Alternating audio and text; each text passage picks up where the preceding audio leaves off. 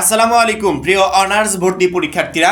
এই মুহূর্তে আমরা যে যার মতো অনার্স ভর্তি আবেদন করছি, হয়তোবা প্রায় 95% শিক্ষার্থীর আবেদন প্রসেস কমপ্লিট। যারা অনার্সে পড়াশোনা করতে চায় বা ভর্তি পরীক্ষা দিতে চায় তাদের আবেদন কমপ্লিট। প্রিপারেশন নিচ্ছি, যে কোনো সময় ডেটটা অ্যানাউন্সমেন্ট হয়ে গেলে পরবর্তীতে পরীক্ষায় বসতে হবে এবং পরীক্ষাটা সম্পন্ন করতে হবে। মাত্র 310 টাকায় যারা এখনো আমাদের জাতীয় বিশ্ববিদ্যালয়ে ভর্তি পরীক্ষার প্রস্তুতি কোর্সে যুক্ত হওয়া খুবই দ্রুত করো, কারণ কি একটা মাত্র কোর্সে তুমি সকল সাবজেক্টের সাজেশন পাবে, সকল গ্রুপের পিডিএফ আকারে, প্রত্যেকটা সাবজেক্টের প্রত্যেকটা চ্যাপ্টার অ্যানালাইসিস করা আলাদা আলাদা চ্যাপ্টার ওয়াইজ এমসিকিউ পাবে পিডিএফ আকারে। বিগত বছরগুলোর জাতীয় বিশ্ববিদ্যালয়ে ভর্তি পরীক্ষায় যে প্রশ্নগুলো আসছিল সেই টোটাল প্রশ্নগুলোর প্রশ্ন ব্যাংক পাবে পিডিএফ আকারে। পড়াশোনা রুটিন, ভর্তি পরীক্ষার গাইডলাইন শেষে ভর্তি পরীক্ষা পর্যন্ত ফুল সাপোর্ট পাবে এই একটা মাত্র কোর্সে। এই টোটাল বিষয়গুলো আমরা তোমাদেরকে দিচ্ছি একটা প্যাকেজ আকারে, যেই প্যাকেজের মূল্য মাত্র 310 টাকা। যারা এখনো কোর্সে যুক্ত হন, স্ক্রিনে যে নাম্বারটা দেখতে পাচ্ছ এই নাম্বারে 310 টাকা কোর্স ফি পাঠিয়ে এই নাম্বারে হোয়াটসঅ্যাপে আমাদেরকে জানাবে যে ভাই কোর্স ফি পাঠিয়েছি, সাথে সাথে তোমাকে গ্রুপে যুক্ত করে নিব। তখন থেকে তোমার ভর্তি পরীক্ষার প্রস্তুতি শুরু হয়ে যাবে। এখন আমরা তো অনার্সে ভর্তি হওয়ার জন্য উন্মুখ, পরীক্ষাও দিতে চাই।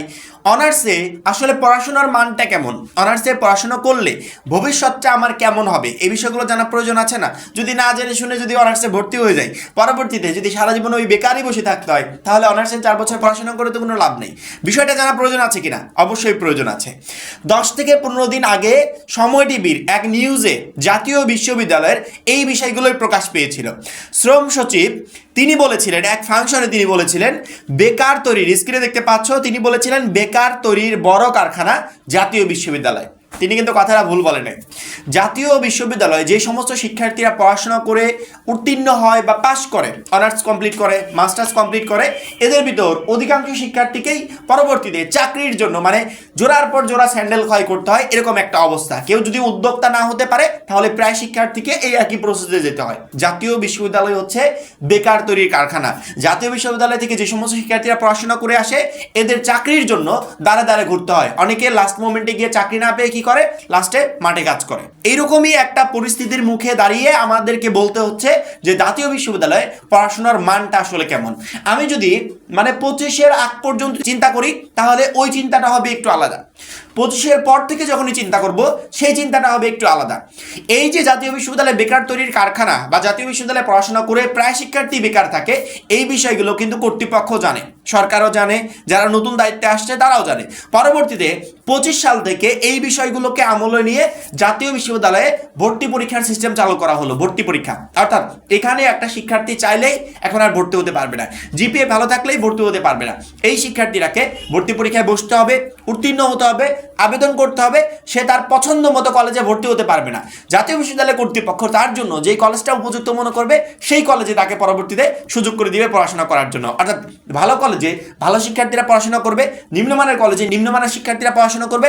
যে সমস্ত শিক্ষার্থীরা যোগ্য না, তারা ভর্তি পরীক্ষা থেকেই বাদ পড়ে যাবে। অর্থাৎ এখন যাদেরকে সুযোগ করে দেওয়া হবে ভর্তি পরীক্ষার পরবর্তীতে, এরা আসলেই মেধাবী শিক্ষার্থী। এই মেধাবী শিক্ষার্থীরা যখন অনার্সটা কমপ্লিট করবে, মাস্টার্সটা কমপ্লিট করবে, জাতীয় বিশ্ববিদ্যালয় কর্তৃপক্ষ জানিয়েছে যে এই শিক্ষার্থীদেরকে চাকরির জন্য আর বসে থাকতে হবে না, আমরা নিজেরাই তাদের চাকরির একটা ব্যবস্থা করে দিব। এখন শুধুমাত্র এই বিষয়গুলো বাস্তবায়নের অপেক্ষা, অর্থাৎ কর্তৃপক্ষ বাস্তবায়ন করতে পারবে কিনা এইটাই দেখার বিষয়।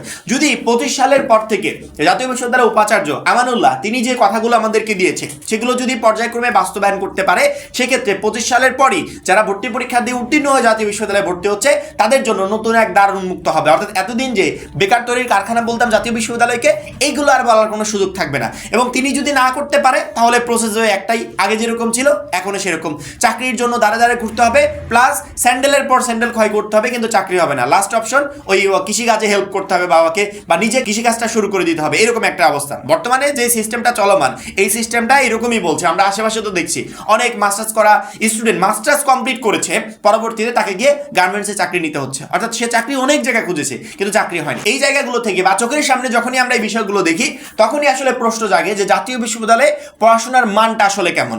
তো আমরা যদি 25-এর আগে চিন্তা করি, সেই সময় মান ছিল একরকম। 25-এর পরে যেহেতু সবকিছুতে পরিবর্তন আসছে, সেক্ষেত্রে আমরা চিন্তা করছি ভর্তি পরীক্ষার মাধ্যমে যে সমস্ত শিক্ষার্থীরা উত্তীর্ণ হয়ে জাতীয় বিশ্ববিদ্যালয়ে বিভিন্ন কলেজে ভর্তি হবে, এদের পড়াশোনার মানটা আর আগের মতো থাকবে না। অবশ্যই মাসবি এরা ভালোভাবে পড়াশোনা করবে বা কর্তৃপক্ষ এই ভালো স্টুডেন্টদের নিয়ে সেভাবে পরিচালিত করবে যাতে জাতীয় বিশ্ববিদ্যালয়ে একটা শিক্ষার্থী অনার্স মাস্টার্স কমপ্লিট করার পর তার চাকরির ব্যবস্থা হয়ে যায়। কর্তৃপক্ষ আমাদের যে কথাগুলো দিয়েছে সেই কথাগুলো বাস্তবায়ন করলে ইনশাল্লাহ জাতীয় বিশ্ববিদ্যালয়ে আমূল একটা পরিবর্তন আসবে। অর্থাৎ 25 সাল বা 25 সালের পর থেকে যারা জাতীয় বিশ্ববিদ্যালয়ে ভর্তি হবে তারা এখন জাতীয় বিশ্ববিদ্যালয়ের কর্তৃপক্ষের উপর একটু আস্থা রাখতে পারে যে অবশ্যই তারা যে কথাগুলো দিয়েছে সেগুলো বাস্তবায়ন করবে এবং আমাদেরকে অন্যান্য যারা ব্যাচ ছিল বা অন্যান্য যারা শিক্ষার্থী ছিল যারা জাতীয় বিশ্ববিদ্যালয় শেষ করে চাকরির সুযোগ পায়নি তাদের মতো আর বসে থাকতে হবে না। এই জন্য 25-এর আগে পড়াশোনার মান নিয়ে প্রশ্ন থাকলেও 25-এর পরে এখন আর জাতীয় বিশ্ববিদ্যালয়কে প্রশ্নবিদ্ধ করার আসলে কোনো সুযোগ থাকে না। সেক্ষেত্রে যারা অন্যান্য ইউনিভার্সিটিগুলোতে পরীক্ষা দিয়েও চান্স পাবে না, আমার মনে হয় যে তাদের 1 বছর অপেক্ষা করার থেকে যদি তোমার ইচ্ছা থাকে যে সেকেন্ড টাইম পরীক্ষা দেবো সেক্ষেত্রে আলাদা বিষয়। আর যদি মনে হয় যে না আমি সেকেন্ড টাইম পরীক্ষা দিতে চাচ্ছি না, আমি 1 বছর নষ্ট করতে চাচ্ছি না,